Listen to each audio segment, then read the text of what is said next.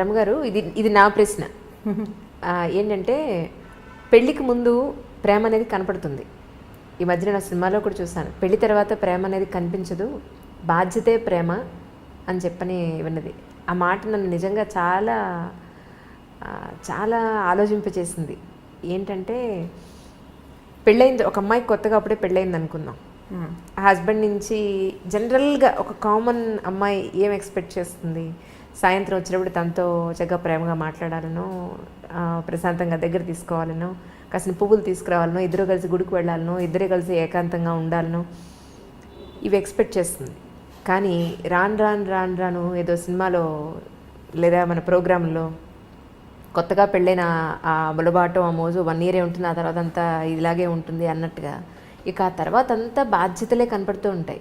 మళ్ళీ అలాంటి ప్రేమ కనిపించదా అంటే అప్పుడు ప్రేమ లేనట్ట, లేకపోతే పెళ్ళైన తర్వాత ప్రేమ కనపడదా? మీ ఉద్దేశ ప్రకారం ఏమిటి? మీరు 80s ప్రేమ కథలు అడుగుతున్నారు, లేటెస్ట్ అది కాదు ఇది.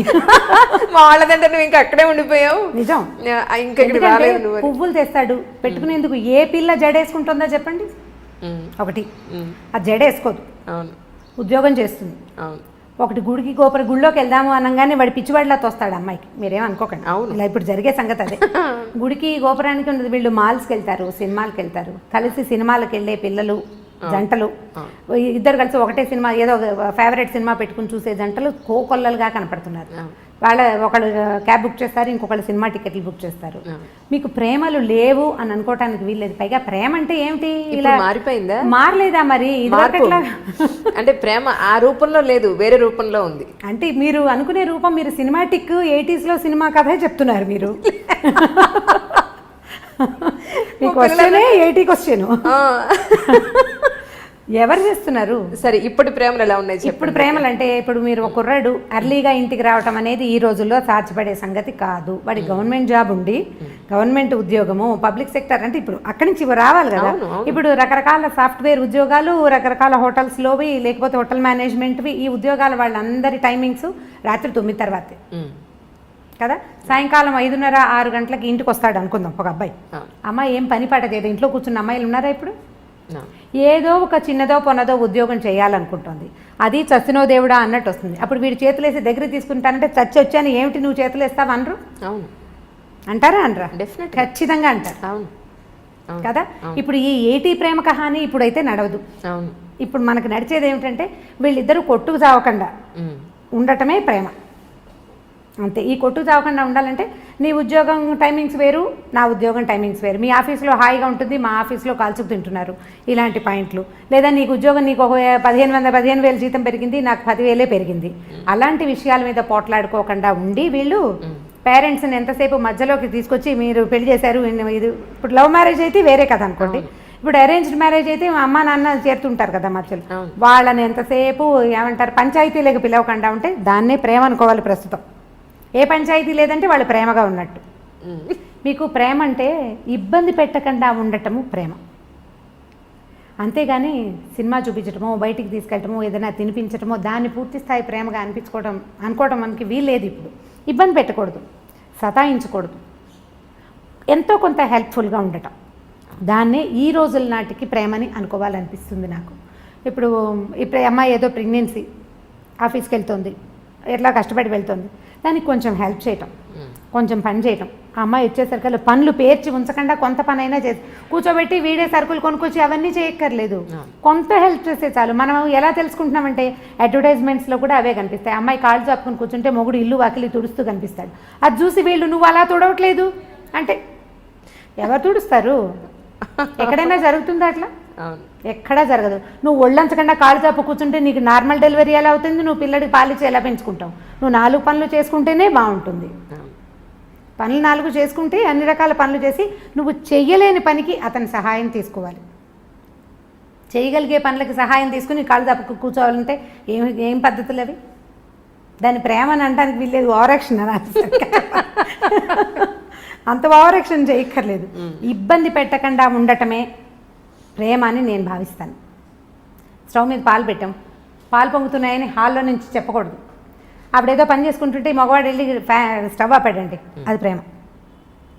లైట్ ఫ్యాన్ వదిలేసావు, అని అనకుండా వీళ్ళు అటు నుంచి వస్తూ ఫ్యాన్ లైట్ ఫ్యాన్ వదిలేసి చాలామంది ఏం చేస్తారంటే అక్కడ చూసి వచ్చి హాల్లోకి వచ్చేసి ఆ గదిలో లైట్ ఫ్యాన్ ఎవరి కోసం తిరుగుతున్నాయి అని అడుగుతారు. అవును కదా, దాన్ని ప్రేమ అనరు.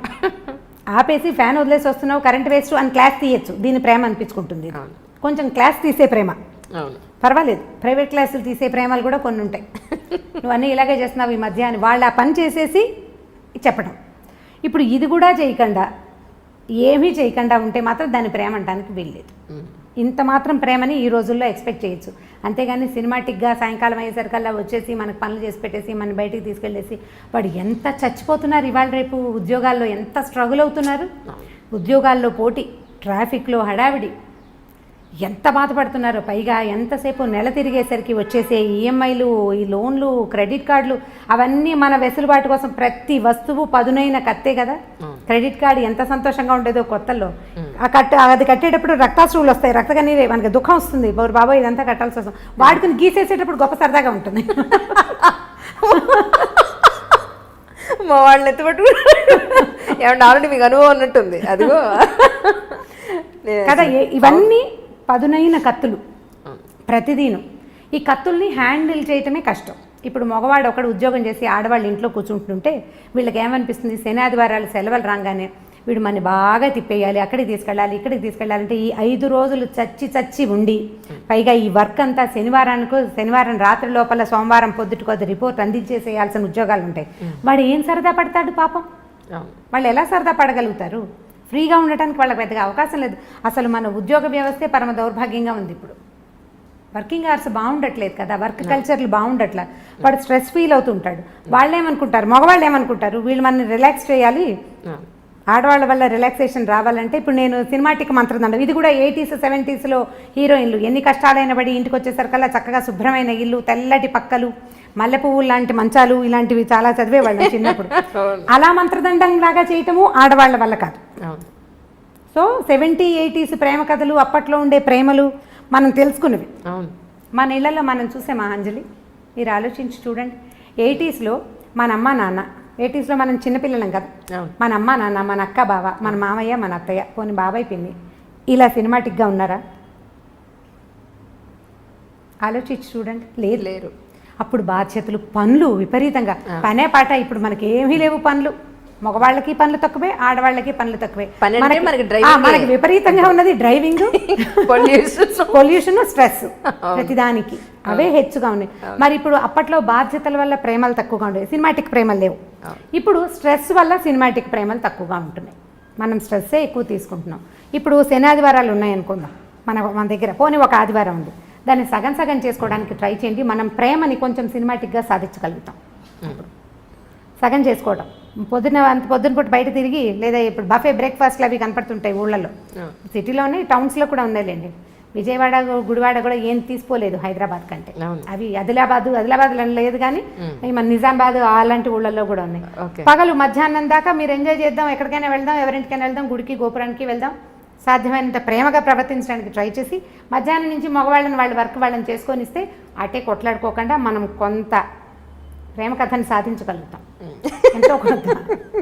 ఇది కష్టం, చాలా కష్టం అండి, నిజం.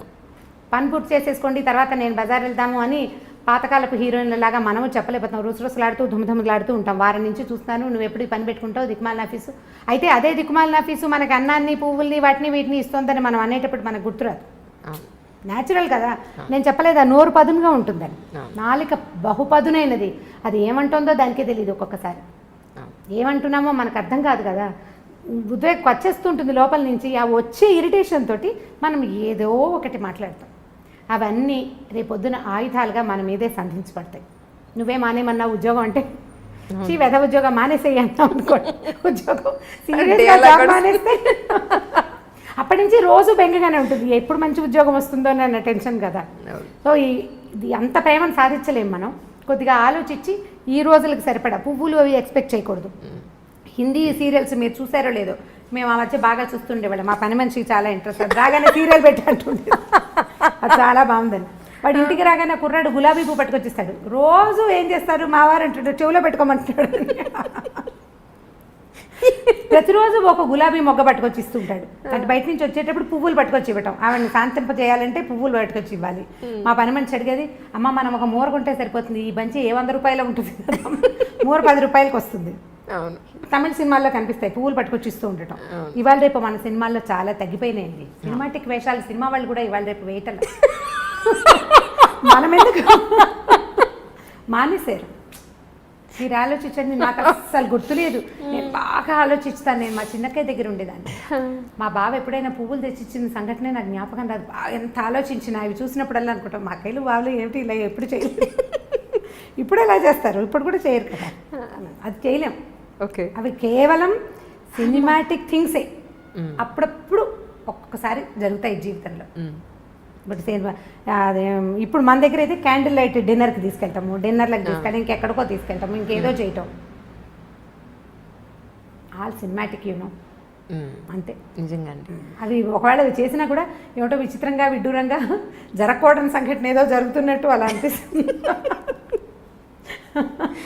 నిజంగా రమ్మగారు చాలా సంతోషంగా ఉంది. ఏంటంటే ప్రతి మనిషి జీవితంలో వచ్చి వెళ్ళే ప్రతి సంఘటన మనం ఆల్మోస్ట్ పుట్టినప్పటి నుంచి పెళ్ళై వృద్ధాప్యం వరకు అన్నీ మాట్లాడుకున్నాం. ఎన్నో తెలియని విషయాలు. మీరు వృద్ధాప్యం విషయాలు మాట్లాడలేదు. ఇప్పుడు ఉంది, అదొక్కటే ఉంది, అదొక్కటే పెండింగ్ ఉంది. వృద్ధాప్య విషయంలో మాట్లాడాలి. యాక్చువల్లీ పిల్లలు పెద్ద అయిపోయి ఒక కపుల్కి పెళ్ళైన తర్వాత పిల్లలు, వాళ్ళ చదువులు, వాళ్ళ ఉద్యోగాలు, పెళ్ళిళ్ళు అయిపోయి వాళ్ళు వెళ్ళిపోయాక మళ్ళీ అల్టిమేట్గా మిగిలేది ఈ పేరెంట్స్ ఇద్దరే, వైఫ్ అండ్ హస్బెండ్స్ ఇద్దరే. వృద్ధాప్యంలోకి వచ్చేసి ఒక 60-70 ఏళ్ళలోకి ఎంటర్ అయిపోయిన తర్వాత వీళ్ళు ఎక్కడో ఉద్యోగాల నుండి పొరపాటున వీళ్ళ ప్రాణం పుట్టుకుమంటే వాళ్ళు వచ్చేంత వరకు ఉండే ఈ వెయిటింగ్ చాలా బాధగా ఉంది రమ్మగారు. చాలా చాలా అసలు తలుచుకుంటే భయం ఇస్తుంది నిజంగా. రాణపల్లి గారు ఇష్యూలో ఆయన నాకు ఇంటర్వ్యూ ఇస్తాను ఒక 10 రోజుల క్రితమే మాట్లాడాను ఆయనతోటి. ఇంకా చాలా నీరసంగా ఉంది అంజలి, ఇంకొక 10 రోజుల్లో చేద్దాం అన్నారు ఇంటర్వ్యూ. తనికెళ్ళ భరణి గారు అదే అన్నారు, ఆయన చనిపోయారమ్మా, ఇంటర్వ్యూ అవ్వలేదు కదా, చేస్తుంటే మాత్రం నీదే ఆఖరి ఇంటర్వ్యూ అయి ఉండేది. ఇప్పుడు వాళ్ళ అమ్మాయి కోసం ఎదురు చూపులు, ఆయన బాడీని మార్చరీలో పెట్టాం, ఆ అమ్మాయి రావాలి, ఈయన అంత్యక్రియలు జరగాలి అని. ఎన్ని రోజులు వెయిట్ చేస్తారో ఏమో మరి నాకు తెలియదు, కానీ 2 లేదా 3 రోజులు. చాలా బాధగా ఉంది. ఈ అమెరికాలో ఫారిన్ కంట్రీస్లో సెటిల్ అయ్యే పిల్లల పేరెంట్స్ అందరి దుస్థితి అదే. ఇప్పుడు ఇదివరకు అనేవాళ్ళు ఎలా బతికేమనేది కాదు, ఎలా పోయామనేది ఇంపార్టెంట్. బతకటం ఒక రకమైన బతుకు అనుకోండి, ఎట్లా కొట్లా. ఈ చనిపోయిన తర్వాత అసలు ఇలాంటి మాటలు మాట్లాడడానికి కూడా కష్టంగానే ఉంటుంది. వాళ్ళ పిల్లలు రాలేదు అంటే ఆ బాడీని ఇంట్లో పెట్టుకునేందుకు, వాళ్ళు చివరి క్షణం దాకా జీవించిన ఇంటికి ఇక దాన్ని ఉంచకూడదు. ఇలాంటి దుస్థితి ఎవరికీ రాకూడదు అనిపిస్తుంది. మా కజిన్స్లో, చుట్టాల్లో, చుట్టుపక్కల ఎదురుకుండా ఇళ్లలో అసలు మేము ఉన్న లైన్కి, రాళ్లపల్లి గారి ఇంటి పక్కనే బిల్డింగ్లోనే ఉండేది. ఈ ఎదురుకుండా లైన్ అసలు వృద్ధాశ్రమాలు అంజలి. అవి అందరి ఇళ్లలోనూ ఓన్లీ పెద్దవాళ్లే ఉన్నారు. పిల్లలందరూ ఫారిన్లో సెటిల్ అయ్యారు.